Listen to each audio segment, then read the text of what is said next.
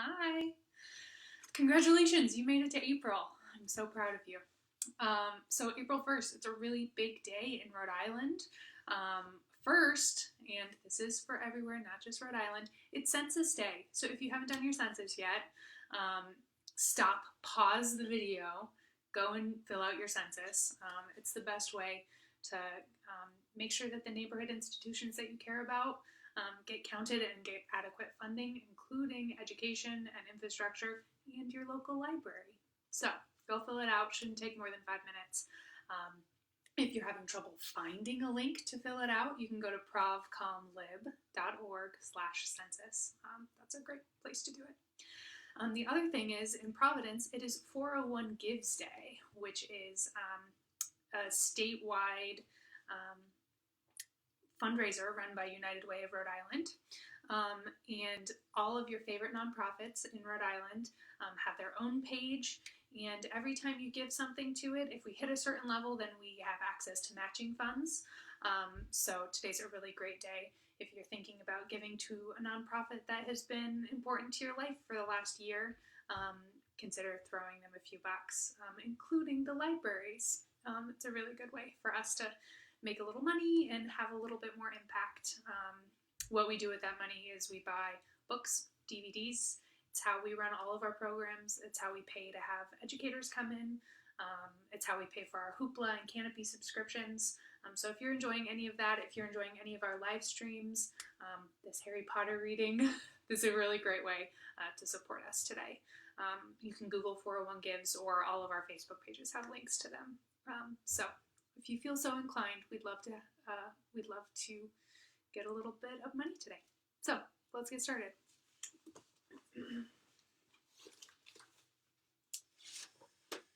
Chapter 13, Nicholas Flamel.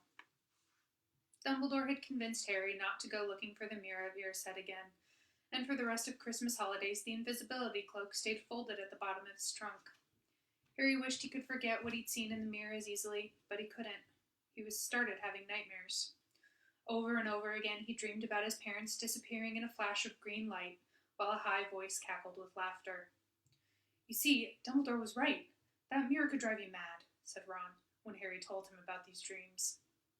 Hermione, who came back from the day before term started, took a different view of things.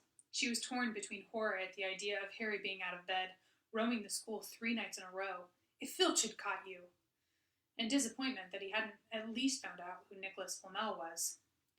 They'd almost given up ever finding Flamel in a library book, even though Harry was still sure he'd read the name somewhere. Once term had started, they were back to skimming through books for 10 minutes during their breaks. Harry had even less time than the other two, because Quidditch practice had started again. Wood was working the team harder than ever. Even the endless rain that had replaced the snow couldn't dampen his spirits. The Weasleys complained that Wood was becoming a fanatic, but Harry was on Wood's side.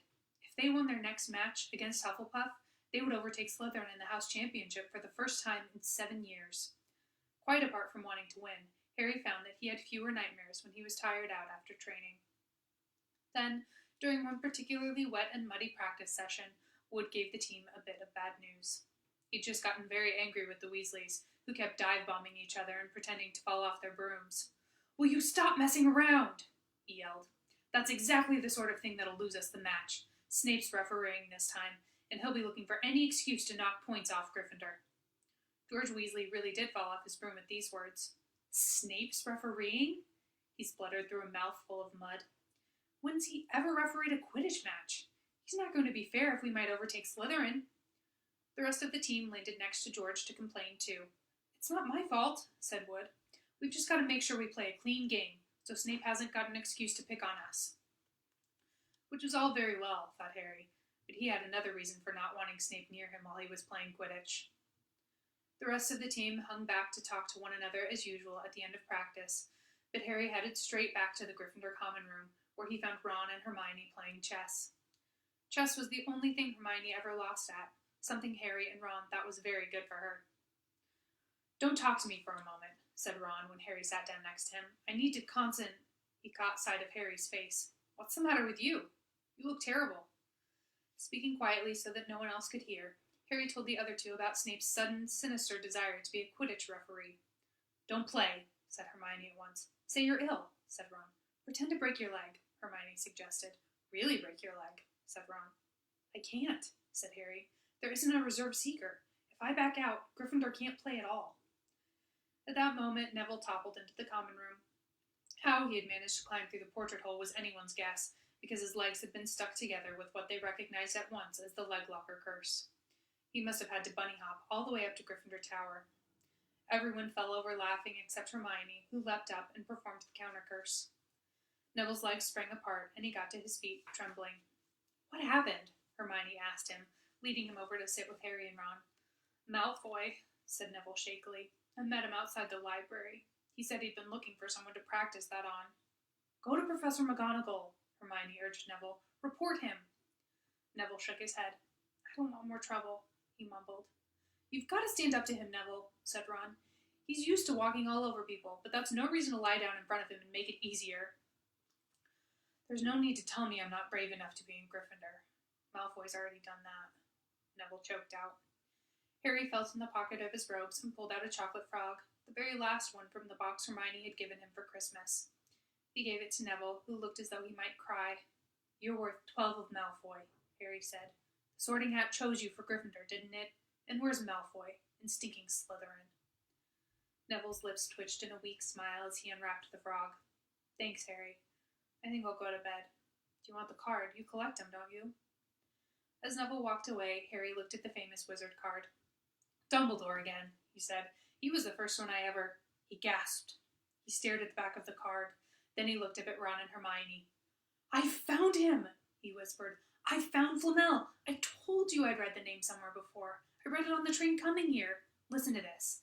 Dumbledore is particularly famous for his defeat of the Dark Wizard Grindelwald in 1945, for the discovery of the 12 uses of dragon's blood, and his work on alchemy with his partner, Nicholas Flamel.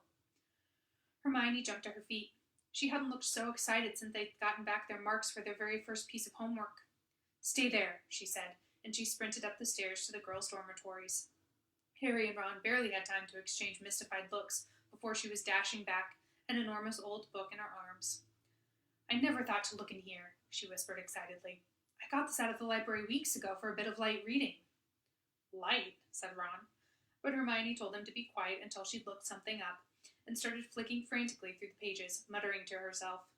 At last she found what she was looking for. I knew it. I knew it! Are we allowed to speak yet?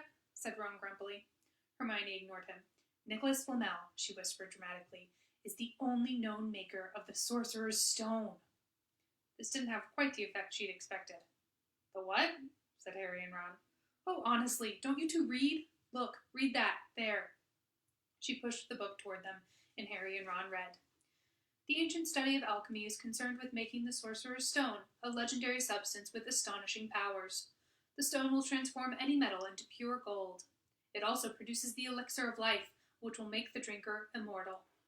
There have been many reports of the Sorcerer's Stone over the centuries, but the only stone currently in existence belongs to Mr. Nicholas Flamel, the noted alchemist and opera lover. Mr. Flamel, who celebrated his 665th birthday last year, enjoys a quiet life in Devon with his wife, Pernell, 658. See, said Hermione when Harry and Ron had finished. The dog must be guarding Flamel's Sorcerer's Stone. I bet he asked Dumbledore to keep it safe for him, because they're friends. And he knew someone was after it. That's why he wanted the stone moved out of Gringotts. A stone that makes gold and stops you from ever dying? Said Harry. No wonder Snape's after it. Anyone would want it. And no wonder we couldn't find Flamel in that study of recent developments in wizardry, said Ron. He's not exactly recent if he's 655, is he? The next morning, in Defense Against the Dark Arts, while copying down different ways of treating werewolf bites, Harry and Ron were still discussing what they'd do with the Sorcerer's Stone if they had one. It wasn't until Ron said he'd buy his own Quidditch team that Harry remembered about Snape and the coming match. I'm going to play, he told Ron and Hermione. If I don't, all the Slytherins will think I'm just too scared to face Snape. I'll show them. It'll really wipe the smiles off their faces if we win. Just as long as we're not wiping you off the field, said Hermione. As the match drew nearer, however, Harry became more and more nervous, whatever he told Ron and Hermione. The rest of the team wasn't too calm either. The idea of overtaking Slytherin in the House Championship was wonderful. No one had done it for 7 years. But would they be allowed to with such a biased referee? Harry didn't know whether he was imagining it or not, but he seemed to keep running into Snape wherever he went. At times he even wondered whether Snape was following him, trying to catch him on his own. Potions lessons were turning into a sort of weekly torture. Snape was so horrible to Harry. Could Snape possibly know they'd found out about the Sorcerer's Stone? Harry didn't see how he could, yet he sometimes had the horrible feeling that Snape could read minds. Harry knew, when they wished him good luck outside the locker rooms the next afternoon, that Ron and Hermione were wondering whether they'd ever see him alive again. This wasn't what you'd call comforting. Harry hardly heard a word of Wood's pep talk as he pulled on his Quidditch robes and picked up his Nimbus 2000. Ron and Hermione, meanwhile, had found a place in the stands next to Neville, who couldn't understand why they looked so grim and worried, or why they had both brought their wands to the match. Little did Harry know that Ron and Hermione had been secretly practicing the Leglocker curse. They'd gotten the idea from Malfoy using it on Neville, and were ready to use it on Snape if he showed any sign of wanting to hurt Harry. Now don't forget, it's locomotor mortis, Hermione muttered as Ron slipped his wand up his sleeve. I know, Ron snapped. Don't nag. Back in the locker room, Wood had taken Harry aside. Don't want to pressure you, Potter, but if we ever need an early capture of the snitch, it's now. Finish the game before Snape can favor Hufflepuff too much. The whole school's out there, said Fred Weasley, peering out at the door. Even, blimey, Dumbledore's come to watch. Harry's heart did a somersault. Dumbledore? He said, dashing to the door to make sure. Fred was right. There was no mistaking that silver beard. Harry could have laughed out loud with relief. He was safe.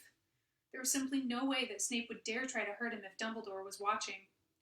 Perhaps that was why Snape was looking so angry as the teams marched onto the field, something that Ron noticed too. I've never seen Snape look so mean, he told Hermione. Look, they're off. Ouch! Someone had poked Ron in the back of the head. It was Malfoy. Oh, sorry, Weasley. Didn't see you there. Malfoy grinned broadly at Crabbe and Goyle. Wonder how long Potter's going to stay on his broom this time. Anyone want to bet? What about you, Weasley? Ron didn't answer. Snape had just awarded Hufflepuff a penalty because George Weasley had hit a bludger at him. Hermione, who had all her fingers crossed in her lap, was squinting fixedly at Harry, who was circling the game like a hawk, looking for the snitch. You know how I think they choose people for the Gryffindor team? Said Malfoy loudly a few minutes later, as Snape awarded Hufflepuff another penalty for no reason at all. It's people they feel sorry for. See, there's Potter, who's got no parents. Then there's the Weasleys, who've got no money. You should be on the team, Longbottom. You've got no brains. Neville went bright red, but turned in his seat to face Malfoy. I'm worth 12 of you, Malfoy, he stammered. Malfoy, Crabbe, and Goyle howled with laughter, but Ron, still not daring to take his eyes from the game, said, You tell him, Neville. Longbottom, if brains were gold, you'd be poorer than Weasley, and that's saying something. Ron's nerves were already stretched to the breaking point with anxiety about Harry. I'm warning you, Malfoy. One more word. Ron, said Hermione suddenly. Harry! What? Where? Harry had suddenly gone into a spectacular dive, which drew gasps and cheers from the crowd. Hermione stood up, her crossed fingers in her mouth, as Harry streaked toward the ground like a bullet. You're in luck, Weasley. Potter's obviously spotted some money on the ground, said Malfoy. Ron snapped. Before Malfoy knew what was happening, Ron was on top of him, wrestling him to the ground. Neville hesitated, then clambered over the back of his seat to help. Come on, Harry, Hermione screamed, leaping onto her seat to watch as Harry sped straight at Snape. She didn't even notice Malfoy and Ron rolling around under her seat, or the scuffles and yelps coming from the whirl of fists that was Neville, Crabbe, and Goyle. Up in the air, Snape turned on his broomstick just in time to see something scarlet shoot past him, missing him by inches. The next second, Harry had pulled out of the dive, his arm raised in triumph, the snitch clasped in his hand. The stands erupted. It had to be a record. No one could ever remember the snitch being caught so quickly. Ron, where are you? The game's over. Harry's won. We've won. Gryffindor's in the lead, shrieked Hermione, dancing up and down on her seat and hugging Parvati Patil in the row in front. Harry jumped off his broom, a foot from the ground. He couldn't believe it. He'd done it. The game was over. It had barely lasted 5 minutes. As Gryffindors came spilling onto the field, he saw Snape land nearby, white-faced and tight-lipped. Then Harry felt a hand on his shoulder and looked up into Dumbledore's smiling face. Well done, said Dumbledore quietly, so that only Harry could hear. Nice to see you haven't been brooding about that mirror. Been keeping busy. Excellent. Snape spat bitterly on the ground. Harry left the locker room alone some time later to take his Nimbus 2000 back to the broom shed. He could never remember feeling happier. He'd really done something to be proud of now. No one could say he was just a famous name anymore. The evening air had never smelled so sweet.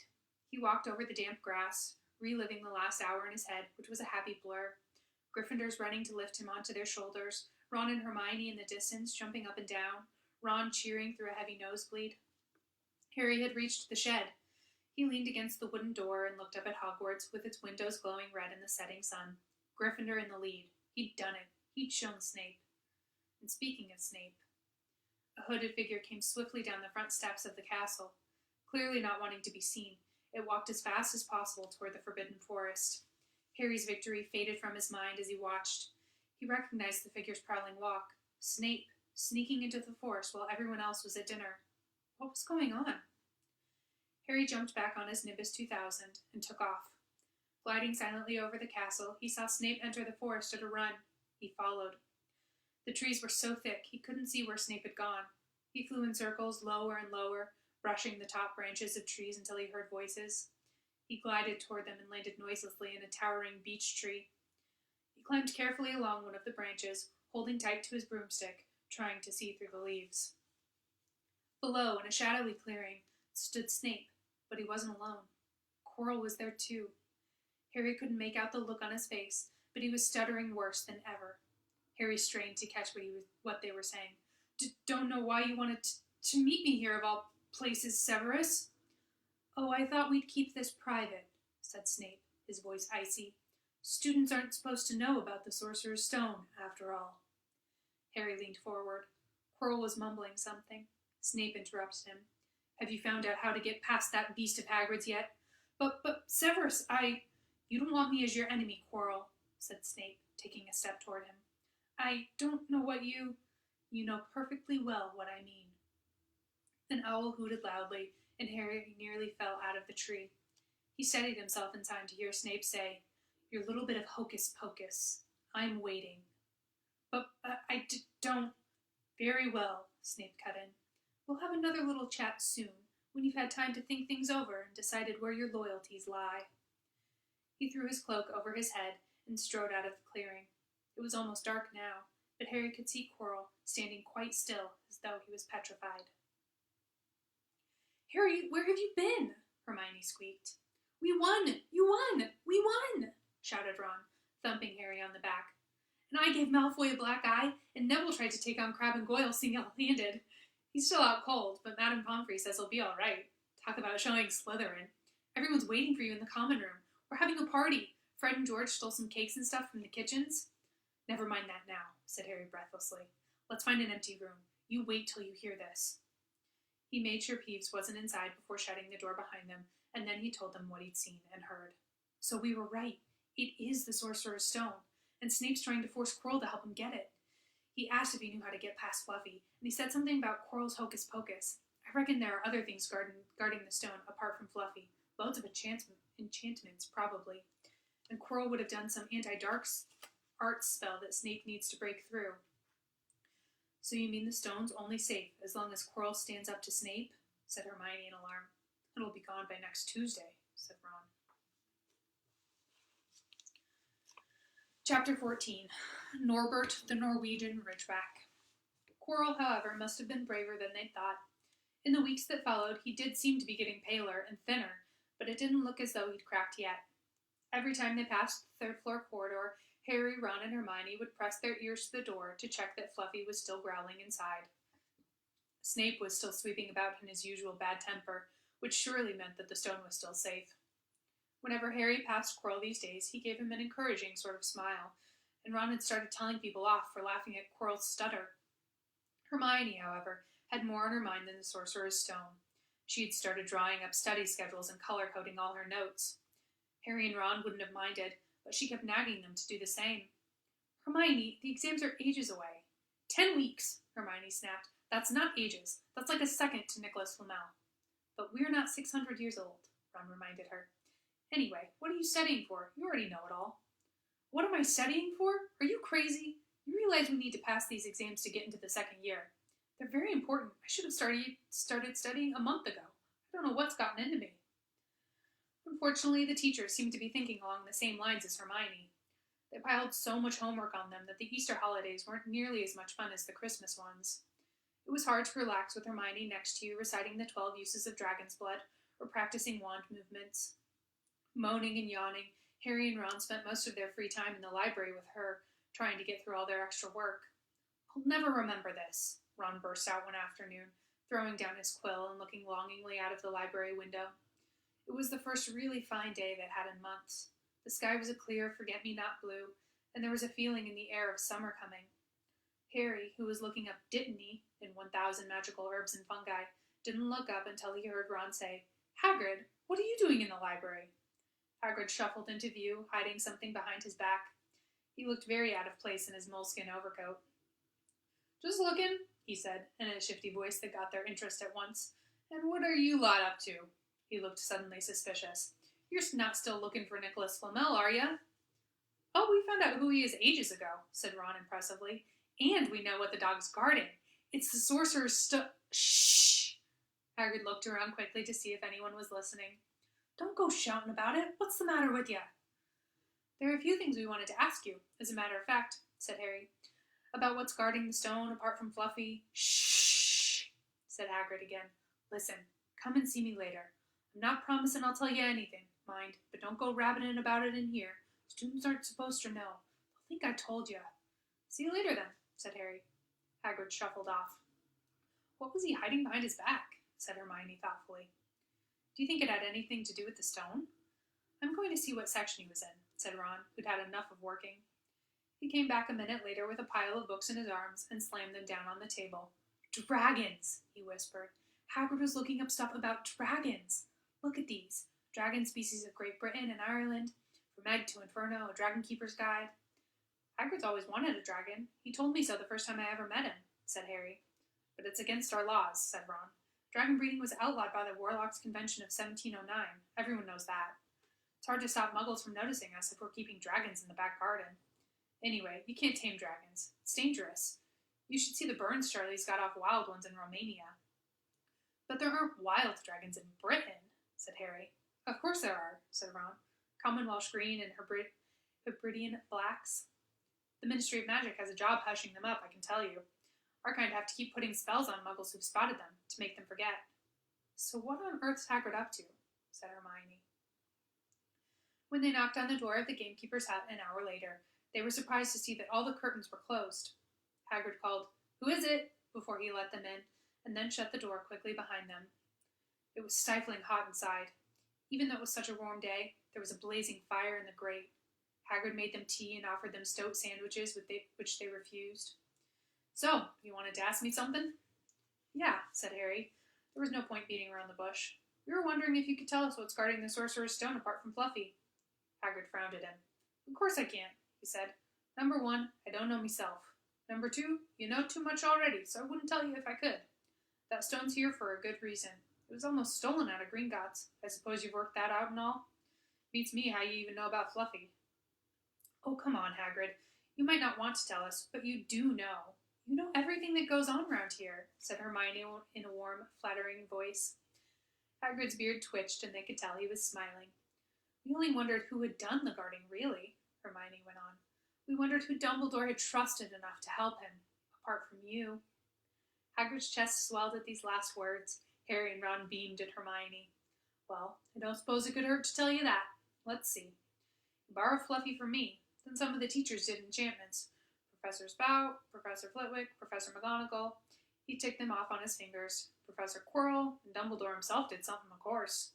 Hang on, I've forgotten someone. Oh yeah, Professor Snape." "Snape?" "Yeah, you're still not on about that, are you? Look, Snape helped protect the stone. He's not about to steal it." Harry knew Ron and Hermione were thinking the same as he was. If Snape had been in on protecting the stone, it must have been easy to figure out how the other teachers had guarded it. He probably knew everything, except, it seemed, Quirrell's spell and how to get past Fluffy. "You're the only one who knows how to get past Fluffy, aren't you, Hagrid?" said Harry anxiously. "And you wouldn't tell anyone, would you? Not even one of the teachers?" "Not a soul knows except me and Dumbledore," said Hagrid proudly. "Well, that's something," Harry mumbled to the others. Hagrid, can we have a window open? I'm boiling. Can't, Harry. Sorry, said Hagrid. Harry noticed him glance at the fire. Harry looked at it too. Hagrid, what's that? But he already knew what it was. In the very heart of the fire, underneath the kettle, was a huge black egg. Ah, said Hagrid, fiddling nervously with his beard. That's her... Where did you get it, Hagrid? Said Ron, crouching over the fire to get a closer look at the egg. It must have cost you a fortune. Won it, said Hagrid. Last night, I was down in the village having a few drinks and got me into a game of cards with a stranger. I think he was quite glad to get rid of it, to be honest. But what are you going to do with it when it's hatched? Said Hermione. Well, I've been doing some reading, said Hagrid, pulling a large book from under his pillow. Got this out of the library. Dragon breeding for pleasure and profit. It's a bit out of date, of course, but it's all in here. Keep the egg in the fire, because their mothers breathe on them, see? And when it hatches, feed it on a bucket of brandy mixed with chicken blood every half hour. And see here, how to recognize different eggs? What I got there's a Norwegian ridgeback. They're rare, them. He looked very pleased with himself, but Hermione didn't. Hagrid, you live in a wooden house, she said. But Hagrid wasn't listening. He was humming merrily as he stoked the fire. So now they had something else to worry about. What might happen to Hagrid if anyone found out he was hiding an illegal dragon in his hut? Wonder what it's like to have a peaceful life, Ron sighed as evening after evening they struggled through all the extra homework they were getting. Hermione had now started making study schedules for Harry and Ron too. It was driving him nuts. Then, one breakfast time, Hedwig brought Harry another note from Hagrid. He'd written only 2 words. It's hatching. Ron wanted to skip herbology and go straight down to the hut. Hermione wouldn't hear of it.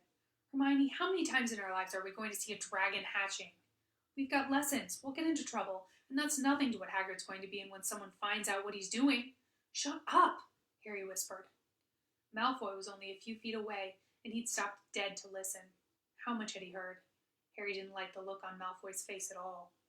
Ron and Hermione argued all the way to herbology, and in the end, Hermione agreed to run down to Hagrid's with the other 2 during morning break. When the bell sounded from the castle at the end of their lesson, the 3 of them dropped their trowels at once and hurried through the grounds to the edge of the forest.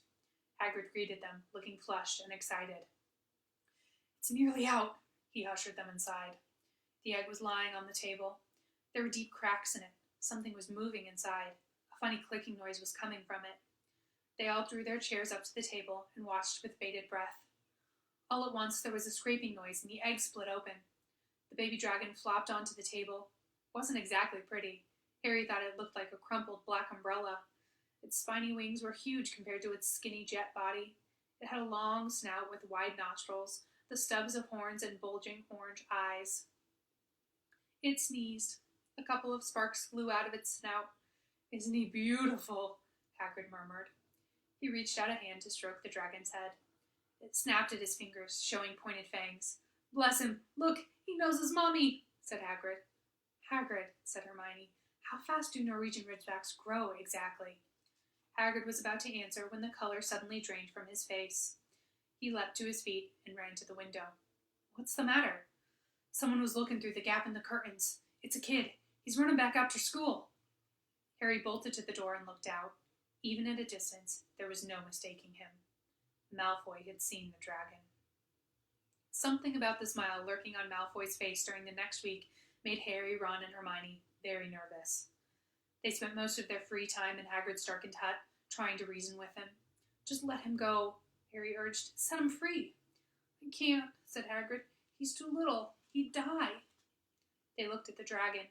It had grown 3 times in length in just a week. Smoke kept furling out of its nostrils. Hagrid hadn't been doing his gamekeeping duties because the dragon was keeping him so busy. There were empty brandy bottles and chicken feathers all over the floor. I've decided to call him Norbert, said Hagrid, looking at the dragon with misty eyes. He really knows me now. Watch! Norbert! Norbert! Where's Mommy? He's lost his marbles, Ron muttered in Harry's ear. Hagrid, said Harry loudly, give it 2 weeks and Norbert's going to be as long as your house. Malfoy could go to Dumbledore at any moment. Hagrid bit his lip. I know I can't keep him here forever, but I can't just dump him. I can't. Harry suddenly turned to Ron. Charlie, he said. You're losing it too, said Ron. I'm Ron, remember? No, Charlie, your brother, Charlie, in Romania, studying dragons. We could send Norbert to him. Charlie can take care of him and then put him back in the wild. Brilliant, said Ron. How about it, Hagrid? And in the end, Hagrid agreed that they could send an owl to Charlie to ask him. The following week dragged by. Wednesday night found Hermione and Harry sitting alone in the common room, long after everyone else had gone to bed. The clock on the wall had just chimed midnight when the portrait hole burst open. Ron appeared out of nowhere as he pulled off Harry's invisibility cloak. He'd been down at Hagrid's hut, helping him feed Norbert, who was now eating dead rats by the crate. It bit me, he said, showing them his hand, which was wrapped in a bloody handkerchief. I'm not going to be able to hold a quill for a week. I tell you, that dragon's the most horrible animal I've ever met, but the way Hagrid goes on about it, you'd think it was a fluffy little bunny rabbit. When it bit me, he told me off for frightening it, and when I left, he was singing it a lullaby. There was a tap on the dark window. It's Hedwig, said Harry, hurrying to let her in. She'll have Charlie's answer. The three of them put their heads together to read the note. Dear Ron, how are you? Thanks for the letter. I'd be glad to take the Norwegian Ridgeback, but it won't be easy getting him here. I think the best thing will be to send him over with some friends of mine who are coming to visit me next week. Trouble is, they mustn't be seen carrying an illegal dragon. Could you get the Ridgeback up the tallest tower at midnight on Saturday? They can meet you there and take him away while it's still dark. Send me an answer as soon as possible. Love, Charlie. They looked at one another. We've got the invisibility cloak, said Harry. Shouldn't be too difficult. I think the cloak's big enough to cover two of us and Norbert. It was a mark of how bad the last week had been that the other two agreed with him. Anything to get rid of Norbert and Malfoy. There was a hitch. By the next morning, Ron's bitten hand had swollen to twice its usual size. He didn't know whether it was safe to go to Madame Pomfrey. Would she recognize a dragon bite? By the afternoon, though, he had no choice. The cut had turned a nasty shade of green. It looked as if Norbert's fangs were poisonous. Harry and Hermione rushed up to the hospital wing at the end of the day to find Ron in a terrible state in bed. It's not just my hand, he whispered, although that feels like it's about to fall off. Malfoy told Madame Pomfrey he wanted to borrow one of my books so he could come and have a good laugh at me. He kept threatening to tell her what really bit me. I've told her it was a dog, but I don't think she believes me. I shouldn't have hit him at the Quidditch match. That's why he's doing this. Harry and Hermione tried to calm Ron down. It'll all be over at midnight on Saturday, said Hermione, but this didn't soothe Ron at all. On the contrary, he sat bolt upright and broke into a sweat. Midnight on Saturday, he said in a hoarse voice. Oh no, I've just remembered. Charlie's letter was in that book Malfoy took. He's going to know we're getting rid of Norbert. Harry and Hermione didn't get a chance to answer. Madame Pomfrey came over at that moment and made them leave, saying Ron needed sleep. It's too late to change the plan now, Harry told Hermione. We haven't got time to send Charlie another owl, and this could be our only chance to get rid of Norbert. We'll have to risk it. And we have got the invisibility cloak. Malfoy doesn't know about that. They found Fang the Boarhound sitting outside with a bandaged tail when they went to tell Hagrid, who opened a window to talk to them. I won't let you in, he puffed. Norbert's at a tricky stage. Nothing I can't handle. When they told him about Charlie's letter, his eyes filled with tears, although that might have been because Norbert had just bitten him on the leg. Argh!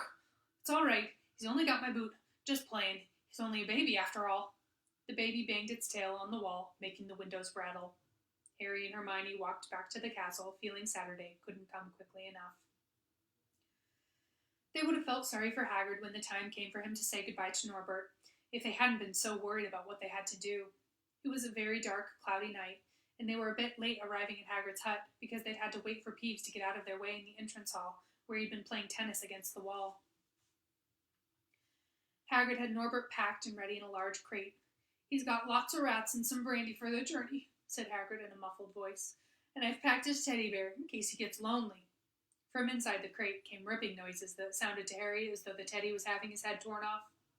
Bye-bye, Norbert, Hagrid sobbed, as Harry and Hermione covered the crate with the invisibility cloak and stepped underneath it themselves. Mommy will never forget you.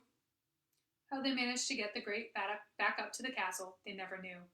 Midnight ticked nearer as they heaved Norbert up the marble staircase in the entrance hall, and along the dark corridors. Up another staircase, then another. Even one of Harry's shortcuts didn't make the work much easier.